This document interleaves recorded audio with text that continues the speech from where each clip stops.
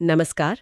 आज हमारे सामने एसएससी एमटीएस 2025 परीक्षा के कुछ हाथ से लिखे हुए नोट्स हैं।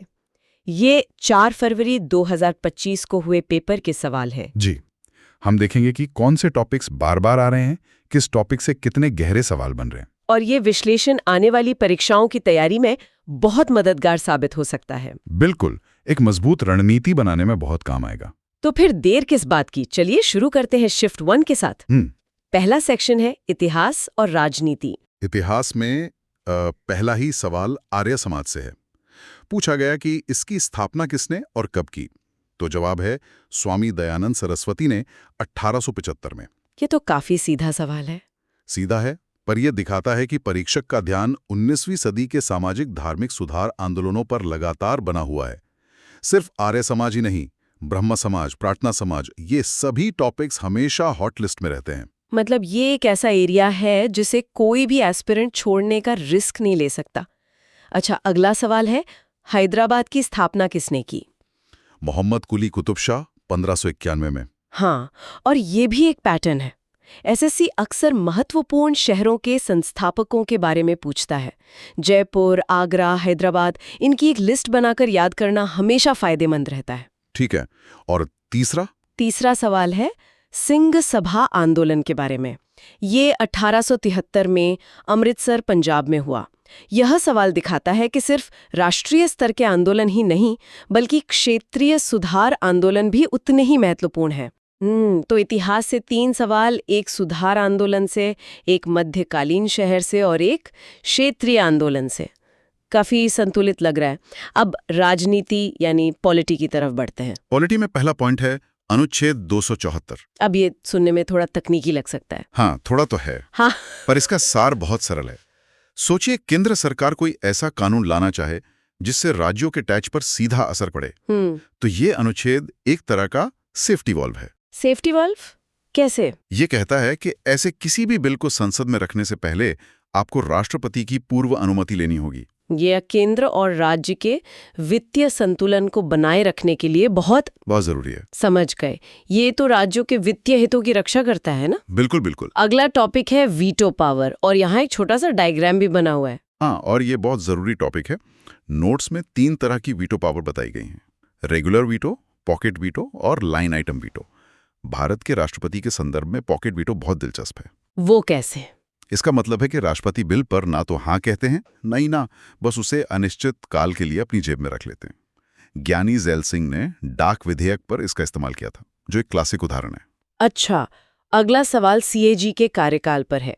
ये 6 साल या 65 वर्ष वाली शर्त कई दूसरे संवैधानिक पदों पर भी लागू होती है ना? बहुत अच्छा सवाल है। हाँ, बिल्कुल होती है। तो ये इतनी कॉमन क्यों है और परीक्षक इसे बार बार क्यों पूछते हैं? देखिए, सीएजी, चुनाव आयुक्त, यूपीएससी के चेयरमैन, इन सभी महत्वपूर्ण पदों पर ये 6 साल या 65 वर्ष की सीमा इसलिए रखी गई है ताकि इन पदों पर बैठे व्यक्ति को एक लंबा और स्थिर कार्यकाल मिले और वो बिना किसी राजनीतिक दबाव के स्वतंत्र रूप से काम कर सकें, ताकि निष्पक्षता बनी रहे। बिल्कुल, परीक्षक ये सवाल इसलिए पूछते हैं ताकि ये जांचा जा सके कि उम्मीदवार भारत की संवैधानिक मशीनरी की बारीकियों को समझता है या नहीं। समझ गई।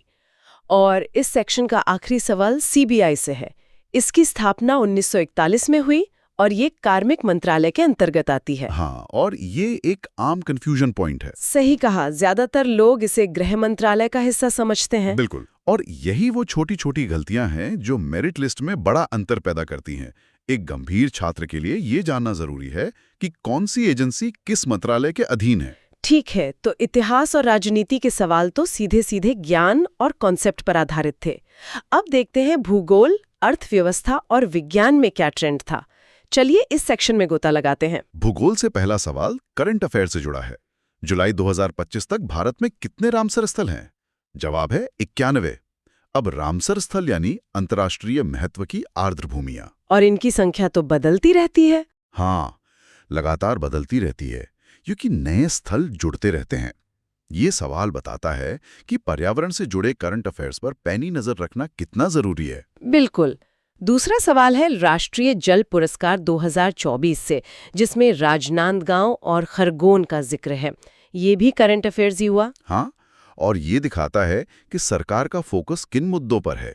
जल संरक्षण एक राष्ट्रीय प्राथमिकता है, इसलिए इससे जुड़े पुरस्कार और योजनाएं परीक्षा के लिए अपने आप महत्वपूर्ण हो जाती हैं। अर्थव्यवस्था से पीएम प्रणाम योजना के बारे में पूछा गया है। जी, पीएम प्रणाम योजना असल में रासायनिक उर्वरकों के उपयोग को कम करने और वैकल्पिक उर्वरकों को बढ़ावा देने से संबंधित है।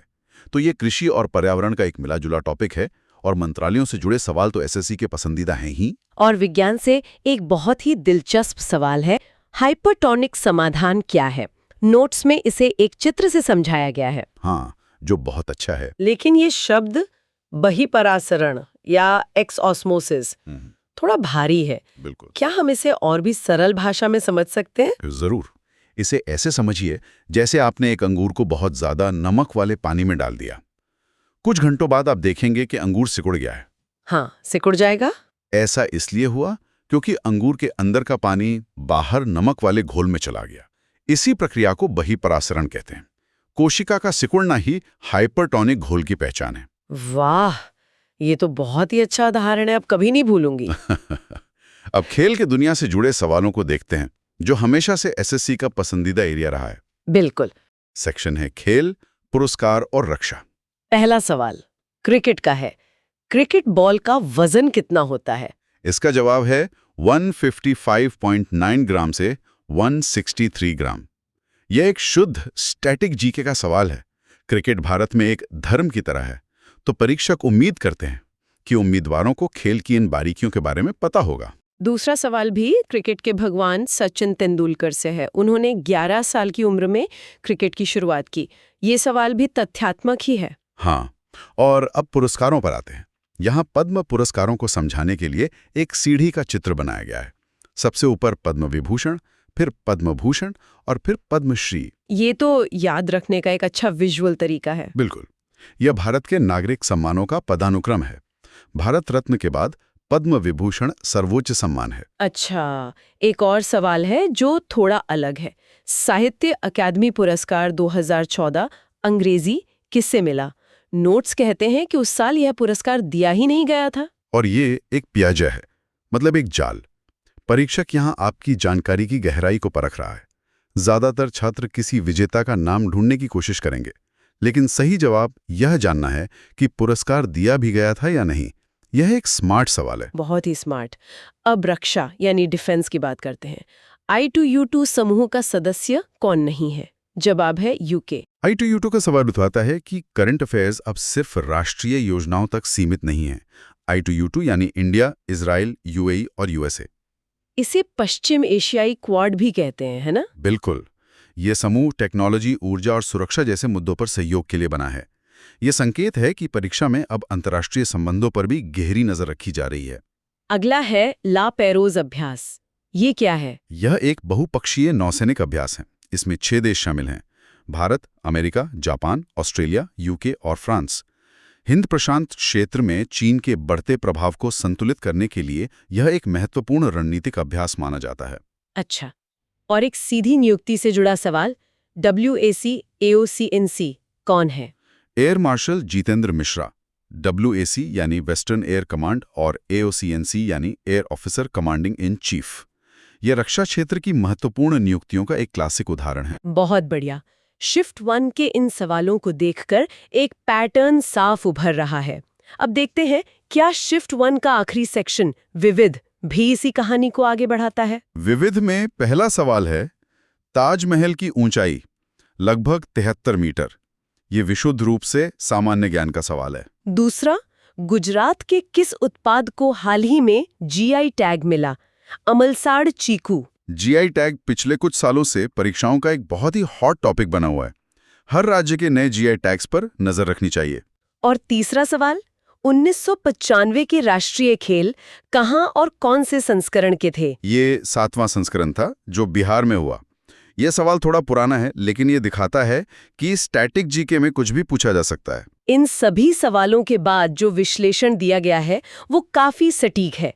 पेपर का स्तर आसान से मध्यम था। हाँ, मध्यम इसलिए क्योंकि अनुच्छेद 274 जैसे सवाल थे, और आसान इसलिए क्योंकि आर्य समाज जैसे सीधे सवाल भी थे। ये तो हुई शिफ्ट 1 की पूरी चीरफाड़। अब हम शिफ्ट 3 की तरफ बढ़ते हैं और देखते हैं कि क्या वहाँ कहानी कुछ अलग थी या पैटर्न वही रहा। पहला विषय है इतिहास। शिफ्ट 3 के इतिहास के सवाल और भी ज्यादा विविध हैं। यहाँ सिर्फ टॉपिक्स की लिस्ट दी गई है। पहला है गुफाओं से सवाल। लोमश ऋषि और बराबर गुफाएं। ये गुफाएं मौर्य काल की हैं। अच्छा, मतलब कला और संस्कृति से जुड़ा एक गहरा सवाल। बिल्कुल। फिर मध्यकालीन भारत से सवाल है, रजिया सुल्तान को गद्दी से कब हटाया गया। फिर आधुनिक भारत से है दलित वर्ग संघ की स्थापना, जो 1930 में डॉक्टर B.R. अम्बेडकर ने की थी। और ये साम्राज्य उदय का काल 4वीं से 6वीं शताब्दी, ये तो गुप्त काल की ओर इशारा कर रहा है। हाँ, जिसे भारत का स्वर्ण युग भी कहते हैं। इसमें एक शब्द हिरण्यगर्भ का अर्थ भी पूछा गया है। ये तो काफी अनोखा सवाल है। हाँ, और ये दिखाता है कि परीक्षक अब सिर्फ राजाओं और तारीखों से आगे बढ़कर प्राचीन भारत की परंपराओं को भी परख रहा है। हिरण्यगर्भ एक वैदिक अनुष्ठान था। अच्छा, और सरोजिनी नायडू की एक पुस्तक के बारे में भी सवाल था। तो शिफ्ट 3 का इतिहास ज्यादा चुनौतीपूर्ण लग रहा है। अब भूगोल और अंतरिक्ष पर आते हैं। यहाँ अंतरिक्ष विज्ञान पर जोर है। ISS यानी अंतर्राष्ट्रीय अंतरिक्ष स्टेशन की स्थापना का वर्ष और उसका झुकाव। फिर है यूरोपीय संघ का इन्विजन प्रोग्राम, जो शुक्र ग्रह के अध्ययन के लिए है। और एक क्लासिक सवाल भी है, रेडियो प्रसारण वायुमंडल की किस परत से होता है? आयन मंडल से। ये स्कूल के दिनों का विज्ञान है, लेकिन हमेशा प्रासंगिक रहता है। इसके अलावा कुछ और सवाल भी हैं, जैसे रेहारी झील कहाँ है, हिमाचल प्रदेश में, और रूर प्लांट किस देश में है, जर्मनी में। ठीक है, अब एक मिले जुले सेक्शन पर आते हैं, संस्कृति, राजनीति और बायो। संस्कृति में काव्यत नृत्य, जो लद्दाख का है, फिर एकोतास्वाय मंदिर का दूसरा नाम और नवरात्रि का क्षेत्रीय नाम। ये सवाल दिखाते हैं कि भारत की सांस्कृतिक विविधता परीक्षक की नजर में है। और राजनीति से या पंचवर्षीय योजनाओं से जुड़ी समायोजन नीति, विकेंद्रीकरण का अर्थ और GDP की परिभाषा जैसे बुनियादी सवाल हैं। और ये भारतीय अर्थव्यवस्था और राजव्यवस्था की रीढ़ है। और बायो और केमिस्ट्री से भी एक एक सवाल का जिक्र है। हाँ, बायो में मस्तिष्क का कौन सा हिस्सा उल्टी को नियंत्रित करता है, और केमिस्ट्री में कोलाइड से जुड़ा सवाल। ये दोनों ही सामान्य विज्ञान के टॉपिक्स हैं। अब आते हैं इंग्लिश सेक्शन पर, जो कई छात्रों के लिए स्कोरिंग या फिर डरावना हो सकता है। पहले वोकैबुलरी की बात करते हैं हम। वोकैबुलरी में वन वर्ड सब्स्टिट्यूशन हैं। कैलीग्राफर यानी सुलेखक, और एक्सेंट्रिक मतलब सनकी।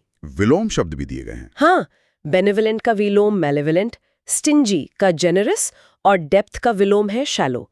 ये एक अच्छी वोकैबुलरी का टेस्ट है। 2 मुहावरे भी हैं। पहला है इवन द स्कोर, जिसका मतलब है हिसाब बराबर करना। और दूसरा है turn back the hands of time, यानी बीते हुए समय में वापस जाना। वोकैबुलरी के बाद अब इंग्लिश ग्रामर और एरर्स की बारी। एरर डिटेक्शन में पहला पॉइंट बहुत ही आम है, रिवर्ट बैक। अरे, ये गलती तो हम रोजमर्रा की ईमेल में भी बहुत देखते हैं। बिल्कुल। रिवर्ट का मतलब ही वापस लौटना होता है, इसलिए उसके साथ बैक लगाना जरूरत से ज्यादा है, जिसे अंग्रेजी में सुपरफ्लुअस कहते हैं। यह दिखाता है कि इंग्लिश सेक्शन सिर्फ किताबी नियमों पर नहीं, बल्कि आम इस्तेमाल में होने वाली गलतियों पर भी आधारित है। दूसरा वाक्य है, the only disadvantage with teaching is repeating the curriculum again and again. इसमें क्या गलती है? यहाँ भी रिपीटिंग के साथ अगेन एंड अगेन का प्रयोग जरूरत से ज्यादा है। रिपीटिंग का मतलब ही किसी चीज को बार बार करना होता है, तो ये भी एक सुपरफ्लुअस एक्सप्रेशन का ही उदाहरण है। अच्छा, स्पेलिंग और यूसेज के बारे में भी कुछ बताया गया है। 2 शब्दों की स्पेलिंग पूछी गई होगी, इरेसिबल और इग्नोरेमस, और यूजेज में इन अकॉर्डेंस विद सही प्रयोग है, जबकि इन अकॉर्डेंस टू गलत माना जाता है। अंत में टॉपिक्स ब्रेकडाउन दिया जाए, जो तैयारी के लिए एक खजाना है। बिल्कुल। इससे पता चलता है कि PQRS से 2 सवाल, नरेशन से 3-4 सवाल और एक्टिव पैसिव वॉइस से 3 सवाल आए। ये ब्रेकडाउन छात्रों को ये समझने में मदद करता है कि उन्हें ग्रामर के किन हिस्सों पर ज्यादा ध्यान देना है। और आखिर में शिफ्ट 3 का अंतिम निर्णय दिया गया है। इसके मुताबिक पेपर आसान से मध्यम था, इंग्लिश एक स्कोरिंग सेक्शन थी और जनरल अवेयरनेस मिश्रित थी, जिसमें स्टैटिक GK पर ज्यादा ध्यान था। ये तो शिफ्ट 1 के विश्लेषण से काफी मेल खाता है। हाँ, बिल्कुल। अंत में एक नोट है, ऐसे ही अपडेट के लिए जुड़ें द बेस्ट टीचर्स, जो शायद इन नोट्स को बनाने वालों का क्रेडिट है। तो आज हमने SSC MTS परीक्षा के 4 फरवरी के पेपर की 2 शिफ्ट्स का गहराई से विश्लेषण किया, जो बड़ी तस्वीर उभर कर आ रही है वो ये है कि परीक्षा ज्ञान और अवधारणाओं का एक संतुलित मिश्रण है। हाँ, स्टैटिक जीके का महत्व बना हुआ है, लेकिन करंट अफेयर्स में अंतर्राष्ट्रीय मामलों और सरकारी योजनाओं पर खास ध्यान है। बिल्कुल। और इन दोनों शिफ्ट्स के विश्लेषण के बाद एक सवाल हर तैयारी करने वाले के मन में आना चाहिए। क्या सिर्फ पिछले सालों के पेपर हल करना ही काफी है या फिर हर विषय की बुनियादी समझ को मजबूत करना ज्यादा जरूरी है? ये नोट्स हमें बताते हैं कि दोनों का संतुलन ही सफलता की कुंजी है। कुछ सवाल सीधे सीधे रिपीट होते हैं, लेकिन हिरण्यगर्भ या अनुच्छेद 274 जैसे सवाल आपकी गहरी समझ की परीक्षा लेते हैं। आपको अपनी तैयारी में इन दोनों के बीच सही तालमेल बिठाना होगा।